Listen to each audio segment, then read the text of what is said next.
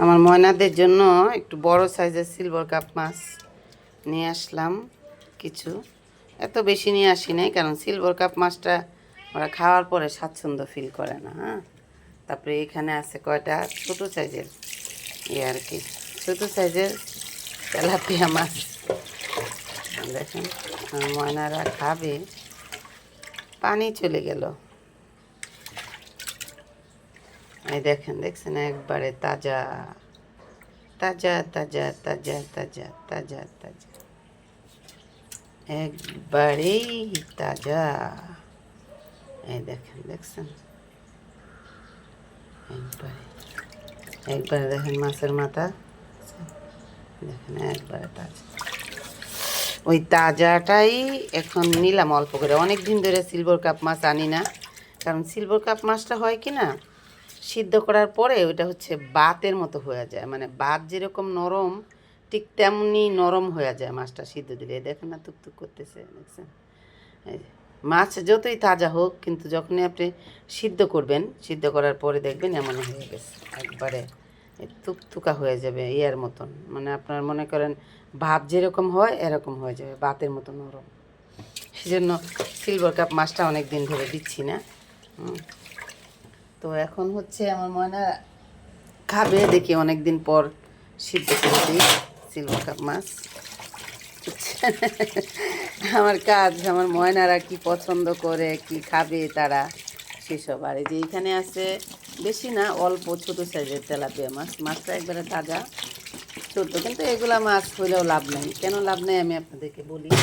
সেটা হচ্ছে এই যে মাছটা, হ্যাঁ, এই মাছটা মনে করেন আপনি বড় পাতিল ভরে এক পাতিল সিদ্ধ করবেন, কিন্তু কাটা বাছার সময় কাটা বেছে একটু মাছ থাকবে, মানে সব মাছই কাটা হয়ে যাবে, ফালানো যাবে, বুঝতে পারছেন? সব মাছ কাটা হয়ে যাবে।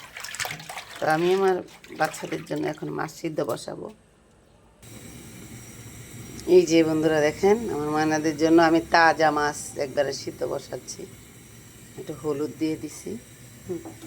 ওই যে মানুষ একটা কথায় বলে না, যে ভালোবাসার অনেক জ্বালা।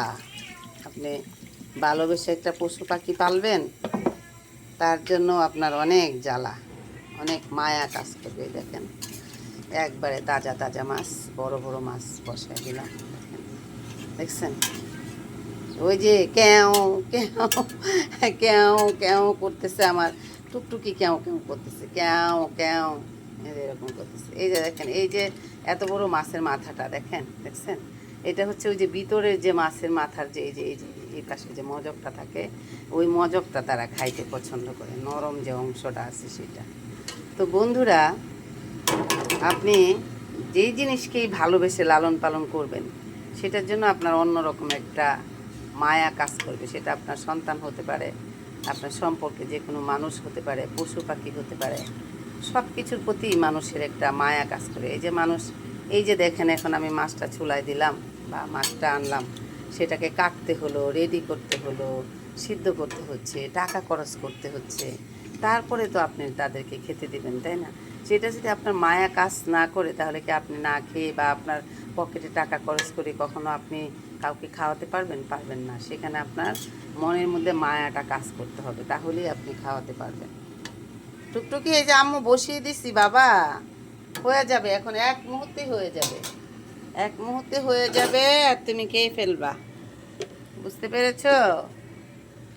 বসো। ও, এই যে রাঁধুনি ধনিয়ার গুঁড়া, মনে করেন আমি ধনিয়াটা প্যাকেটেরটাই খাই। তারপরে এই যে হলুদ, বড় প্যাকেটই আনি, আজকে আর কি একটু ছোটো সাইজেরটা নিয়ে আসছি। এই যে এগুলো আছে এমনি, তারপরে এটা শেষ হওয়ার পরে আবার আনবো। বসো আব্বু, এই যে বসায় দিছি, দেখো হয়ে যাবে, আমার ময়নারা খাবে, হয়ে যাবে, বসে থাকো। এগুলো রয়েছে, এই যে এগুলোকে এখন তুলে রাখবো, এগুলোকে উঠায় রাখবো। বসো বাবা, বাবা আমার টুকটুকি কোথায়, আমার টুকটুকি আব্বু কোথায়? এগুলো মাছ তো আসলে মানুষের রান্না করে খাওয়া যায় না, কারণ এগুলো খেলে এগুলো কোনো স্বাদ নেই, বুঝতে পারছেন? এগুলো দেখেন, এগুলো হচ্ছে তাজা একবারে, কিন্তু কোনো স্বাদ নেই। তো বন্ধুরা, রমজান তো প্রায় শেষ হয়ে যাচ্ছে। রমজানের জন্য অনেক কষ্ট হচ্ছে, মায়া হচ্ছে। আপনাদের কি কষ্ট হচ্ছে, মায়া হচ্ছে? বলবেন কমেন্ট বক্সে যে রমজানগুলো শেষ হয়ে যাচ্ছে। অনেক আসলেই মন থেকে অনেক মায়া হচ্ছে রমজানের জন্য। তো বন্ধুরা, আপনারা ভালো থাকবেন। আমি আমার ময়নাদের জন্য খাবার রেডি করি। সবাই অনেক ভালো থাকবেন। খোদা হাফেজ।